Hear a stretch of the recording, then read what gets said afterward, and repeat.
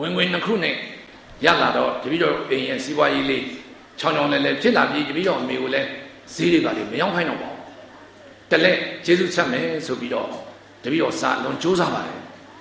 အဲ့လိုစူးစမ်းလို့လဲတပည့်တော်အလုတ်တစ်ဖက်နဲ့မန္တလေးဝိဇ္ဇာသိပ္ပံတက္ကသိုလ်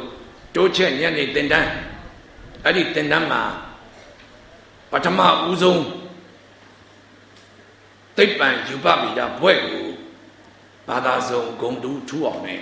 အောင်ခဲ့ပါတယ်အဲ့ဒီအောင်ပြီးတနည်းတွင်မှာပဲတပည့်တော်ရုံးကဆရာလေးရဲ့စောင့်ရှောက်မှုကြောင့်အမေရိကန်နိုင်ငံကိုပညာသင်သွားရပါတယ်သွားတဲ့အချိန်မှာတပည့်တော်အသက်က25နှစ်ပဲရှိပါသေးတယ်နှစ်နှစ်ပညာသင်ပြီးပြန်လာမှာအလုံးခစ်စားနေတဲ့ကားတစ်စီးကိုတပည့်တော်ဝယ်လာနိုင်ပါလေToyota Corolla ဆိုတဲ့ကားဖြစ်ပါတယ်အလုံးလူကြိုက်များတဲ့ကားဖြစ်တော့အဲ့ဒီကားကိုတပည့်တော်ပြန်ရောင်းလိုက်တာအဲ့ဒီခေတ်ကာလကငွေနဲ့4သိန်းနဲ့8000ရပါတယ်အလုံးများတဲ့ငွေတွေဖြစ်ပါတယ်အဲ့ဒီတုန်းကရွှေကြက်သား4000မော်တော်ကားတစ်စီး6000ပဲရှိတယ်မြေတစ်ခွက်က1000ခွဲပဲရှိပါတယ်အဲ့ဒီငွေတွေလည်းရရောတပည့်တော်ကျုံးဝလိုက်တယ်ငါမေတသက်လုံးဆင်းရဲခဲ့တဲ့တန်ကိုတော့ဒီတစ်ခါငါပြန်ပြုစုမယ်အမေကိုချမ်းချမ်းသာသာထားမယ်အမေကိုဘာမှပင်မနဲ့လို့မလုပ်တော့ဘူးလို့မလုပ်စေတော့ဘူးလို့ကျုံးသွားပြီးတော့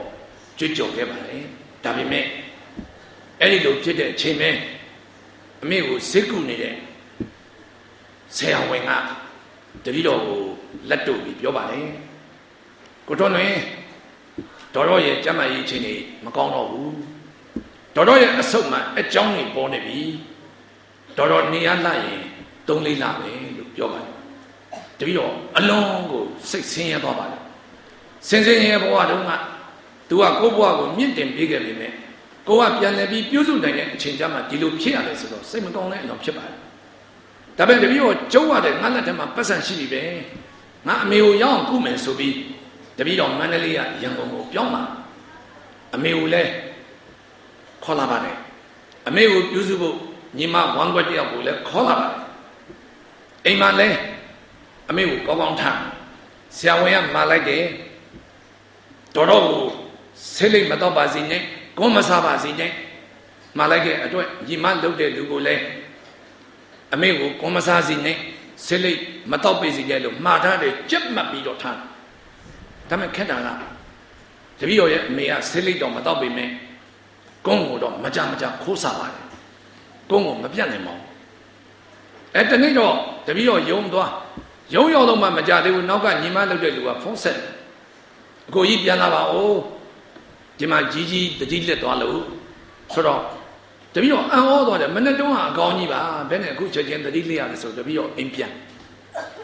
တော့အမေကတတိလက်နေတော့မဖြစ်ဘူးဇေယုံတင်မှဖြစ်မယ်ဆိုပြီးတပည့်တော်ရဲ့အမေကိုတပည့်တော်ကစောင်းလေးနဲ့ပတ်ပြီးတော့ဇေယုံမှာသုံးဖို့ဖြားတို့ဓာတ်ဘူးတို့ဆွဲချင်းတို့အကုန်လုံးထည့်ပြီးတော့လေပင်ကားလေးငှားပြီးတော့ဇေယုံသွားပို့ဇေယုံပို့တော့ကန်းလျော်စွာကျောင်းနေပဲတငယ်ချင်းတယောက်ကဆရာဝန်ဖြစ်နေတော့အမေကိုလိုလကူပဲဇေယုံတင်ခွင့်ရလို့ကတင်လဲရရောကတင်ပေါ်မှာဘာလာတဲ့ဖြာလေးခင်းစောင်းကျန်းလေးခင်းပြီးအမေကိုတင်းခေါင်းလေးနဲ့ပေါ့တင်လိုက်ပြီးတော့ကဲအမေကိုပတ်ထားတဲ့ဆောင်းဖယ်လိုက်တော့ဆိုပြီးတော့သူ့ပတ်ထားတဲ့ဆောင်းကိုဖယ်လိုက်တဲ့အခါတပည့်တော်အလွန်အားတင်သွားပါတယ်ဘာဖြစ်လို့လဲဆိုတော့တတိမိတ်နေတဲ့တပည့်တော်အမေဟာကုန်းအင်ကလေးကိုရင်ဘတ်ပေါ်မှာပိုက်ပြီးတော့တတိမိတ်နေလို့ဖြစ်ပါတယ်တတိမိတ်နေတဲ့အမေကဒီကုန်းအင်ကိုဘလို့ယူလာမှန်းတပည့်တော်မသိဘူးပေါင်ယူလာတပည့်တော်ကြည့်ပြီးစင်မကောင်းဘူးဖြစ်ရလိမ့်မယ်ဒါတော့ဈေးကုနေတဲ့ကြားတဲ့ကဒီကုန်းကိုအမေတဲဆွဲလာမှလားဒါမဲ့တပည့်တော်မပြောသေးဘူးဒီချိန်မှာဘာကြောင့်လဲဆိုတော့သူလည်းကျမ်းမာရေးမကောင်းဈေးရုံပေါ်မှာတင်ထားလို့2ရက်3ရက်ကြာတော့ကျမ်းမာရေးတွတ်တက်လာလူလည်းလန်းလန်းဆန်းဆန်းဖြစ်စကားလည်းပြောနိုင်တဲ့အနေထားရောက်လာအဲ့ဒီရောက်လာတော့မှတပည့်တော်ကအမေကိုတော့ပြောမှဖြစ်မယ်ဆိုပြီးတော့သူ့ဘေးလေးမှာထိုင်ပြီးတော့အမေကွန်မစားနဲ့လေဆရာဝန်ကပြောတယ်အမေနဲ့မတည့်ဘူး တပည့်တော်အမေကမလှုပ်ပါဘူးဘာမှပြန်မပြောဘူးအမေကိုနေဒီလိုစားနေရင်ဆေးဘယ်လိုတိုးတော့မလဲဒါလည်းမလှုပ်ပါဘူးနောက်တော့တဆင့်မြင့်ပြီးတော့ပြောလိုက်တယ်အမေဒီလိုသာကိုယ်ကိုစားနေရင်အမေတက်ဆိုးဘယ်လိုရှိမလဲနောက်ဆုံးအဲ့လိုပြောတော့လည်းမလှုပ်တော့နောက်ဆုံးတော့မထူးပါဘူးဆိုစိတ်ကိုဆုံးဖြတ်ပြီးတော့နောက်ဆုံးစကားတစ်ခွန်းကိုပြောပါတယ်အမေရဲ့လို့အမေချစ်လို့ယူထားတဲ့အဖေကိုတောင်းအမေပြစ်နိုင်သေးတာဘာဖြစ်လို့ကုန်းကိုမပြစ်နိုင်ရတာလဲအဲ့လိုလဲတပည့်တော်ကပြောလိုက်ရောတပည့်တော်အမေကလူလွတ်ဖြစ်လာလူဖြစ်လာပြီးတော့တပည့်တော်ကိုပြန်ပြောပါတယ်ဘာပြန်ပြောလဲဆိုတော့မတူဘူးသားရဲ့မင်းဖေကိုအမေယူတော့အမေအသက်က30ရှိပြီကုန်းကိုအမေစလာတာ15နှစ်တမိတဲ့ကစားလာတာကုန်းကအမေရဲ့ငယ်ကြီးတဲ့တည်တဲ့အထိစားတော့ပါတယ်တည်တဲ့အထိစားတော့ပါတယ်ခဏတပည့်တော်အဲ့ဒီကုန်းကလေးကိုပဲအိမ်မှာလွမ်းပြေသိမ့်ထားပါတယ်ဘလို့မချင်မနှက်ဖြစ်เสียကောင်းတယ်ဆိုရင်သူပေးတဲ့သူသင်ပေးတဲ့ပညာတွေ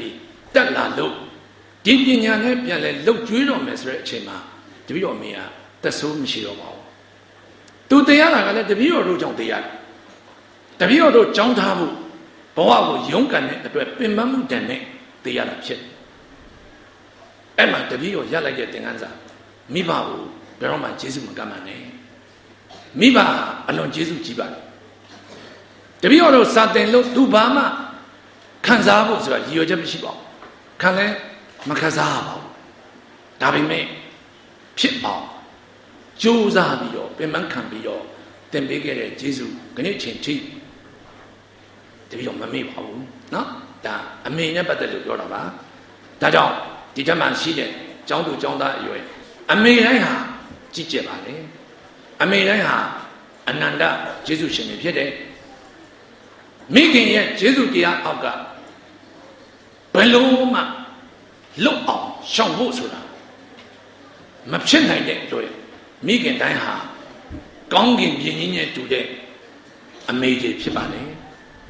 မြန်မာနိုင်ငံမှာရှိတဲ့မိခင်တွေစာမတတ်ရင်သာဖြစ်သားသမီးအတွက်ဘဝတွေသားသမီးအတွက်စွန့်လွတ်เสียအကုန်ကိုတကယ်စွန့်လွတ်ပြီးတော့သားသမီးပညာတတ်ဖို့လုပ်ခဲ့တယ်မိခင်ကမ္ဘာမှာနိုင်ငံတကာမှာမရှိပါဘူး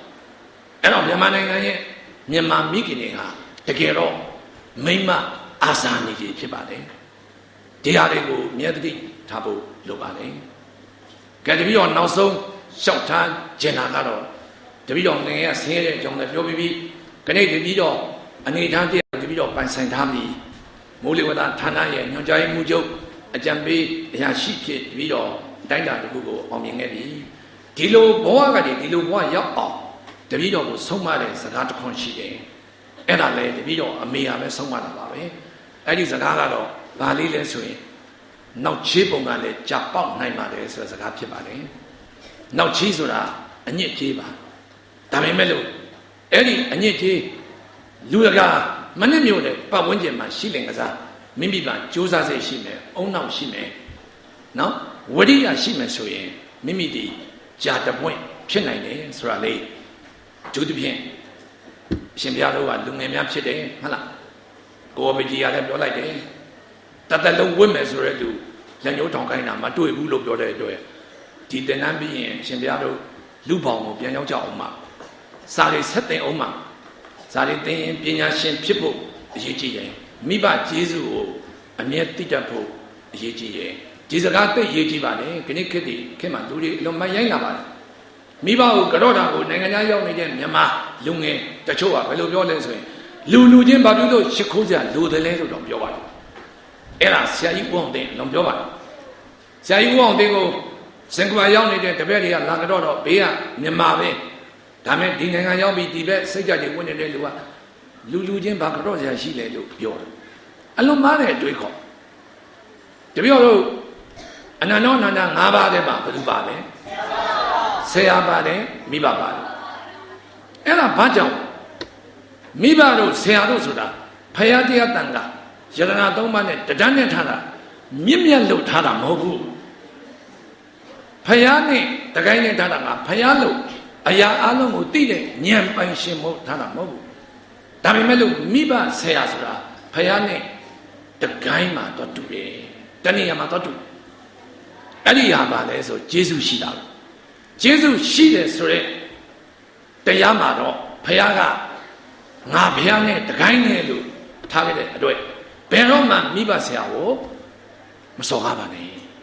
မိဘဆရာဆိုတာအမြဲတမ်းပါဖြစ်တယ်ဂျေစုရှိပါလေဒီတရားလေးတပည့်တော်တတ်သမျှမှတ်သမျှလေးဘာသာတရားနဲ့ຫນွယ်တာလေးတပည့်တော်ဒီလောက်ပဲရှောက်ထားရင်ညီကုန်းချုပ်ပါလေ